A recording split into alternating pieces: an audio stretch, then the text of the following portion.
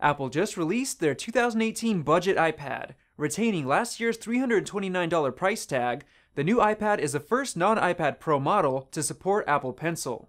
This is a huge deal for those who want to use the Apple Pencil, but don't want to pay upwards of $600 to do so. The 2017 10.5-inch iPad Pro is priced at $649 to be exact. There are a few differences in display technology that can actually make a difference while using the Apple Pencil. The 2017 iPad Pro has ProMotion, which basically means that the screen refreshes at 120 Hz a second, compared to the normal 60 Hz on all other iPad devices, including the new 2018 iPad.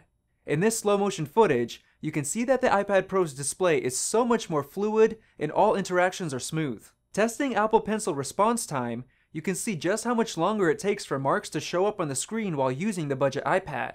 It's practically instant on the iPad Pro, further blurring the line between real and digital drawing. Another big difference is that the iPad Pro's display is fully laminated, giving the illusion that the display is actually part of the cover glass. It also helps boost contrast and color reproduction. The budget iPad has a non-laminated display, which looks kind of gray compared to the deep black on the Pro. You can also easily notice a gap in between the display and the glass on the 2018 iPad. When using the Apple Pencil, the gap becomes much more noticeable because you're concentrating on the stylus's tip. This can cause issues with accuracy, especially when drawing detailed graphics when you're not looking straight down at the iPad. However, on the iPad Pro, the gap is almost non-existent, so it pretty much feels like you're actually drawing on a piece of paper. So the Apple Pencil experience is definitely better on the 10.5-inch iPad Pro, but is it worth twice the price? The 2017 iPad Pro's display has P3 wide color gamut support, so colors really pop compared to the budget iPad. The screen on the Pro is also noticeably brighter, which is especially helpful when using the device outside. On top of that, the iPad Pro has an anti-reflective coating, and as you can see, it seriously helps with glare.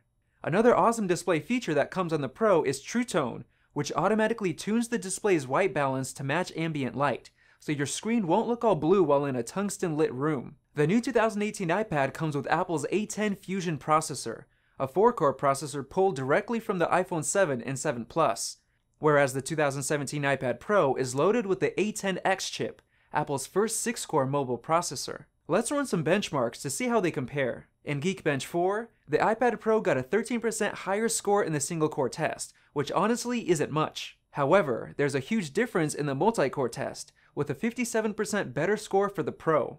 The biggest shocker was the graphics test. The iPad Pro more than doubled the score put in by the 2018 iPad. This is going to translate into massive improvements in rendering and multi-core processes. In Antutu's benchmark, the Pro scored 19% higher than the budget iPad, which honestly isn't much of a difference. We saw similar results in 3D Mark's Slingshot Extreme benchmark, with the iPad Pro scoring 20% higher than the iPad. We also tested browser performance, and we didn't see much of a difference. In Octane 2.0, the Pro only scored about 10% higher. In Antutu's HTML5 browser benchmark, there was an even smaller difference, with 6% better scores on the Pro. This isn't too surprising because the 2018 iPad scored so well in Geekbench 4's single-core test, and that's what's being used for the browser benchmarks, just one core. However, when you start to add more and more tabs and switch between them, the iPad Pro's extra cores will really make a difference. The Pro also has twice as much RAM as the budget iPad, so your apps will stay open for longer. Since the iPad Pro did so well in the graphics test, we decided to play the newly released Fortnight on each device. We noticed that the graphics quality on the Pro was higher, and the game loaded quicker than on the 2018 iPad.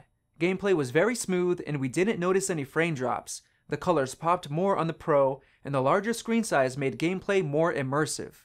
On the other hand, it was much more comfortable to play on the 2018 iPad, since it isn't as wide. We did notice that the screen was more reflective on the budget iPad, which was distracting at times. After an hour of Fortnite gameplay, the iPad Pro's battery dropped to 80%. On the 2018 iPad, it only dropped to 87%, so we can see that the extra horsepower does drain more battery life while performing processor-intensive tasks. Both iPads weigh around a pound, but the 2018 iPad is actually thicker than the 10.5-inch Pro. For having a screen that's almost 1 inch larger, it's not much bigger, thanks to slimmed bezels all around. The Pro's camera sticks out a little bit, which may be annoying to some. There's also no rear-facing flash on the budget iPad. The iPad Pro has 4 speakers instead of 2 on the 2018 iPad, and they sound much better. Just hear it for yourself.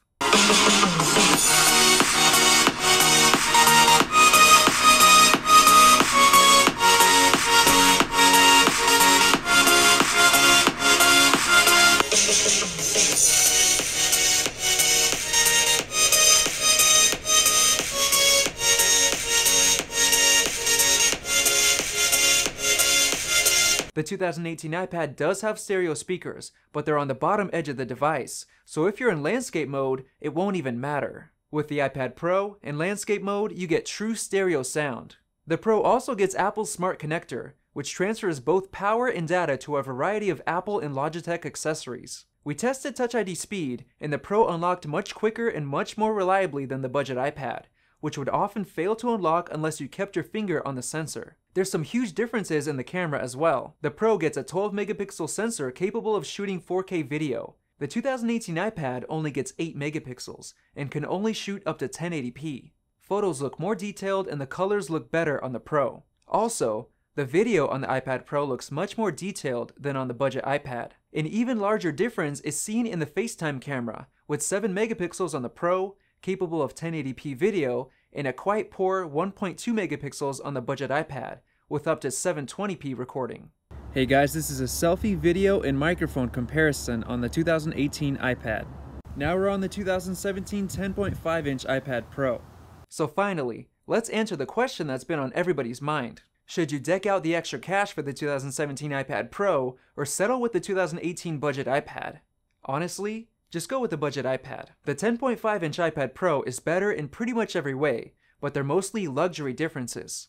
The 2018 iPad is good enough to satisfy the needs of most consumers. Not to mention, you're probably going to get an Apple Pencil with either device, so that'll be $750 if you go with the iPad Pro. For that big of an investment, it'll be foolish not to buy a protective case, so you can add that in as well. If you go with the 2018 budget iPad, you can get the Apple Pencil in a case for less than the iPad Pro itself. And unless you compare both iPads at the same time, you'll never know how much better the iPad Pro is, so don't.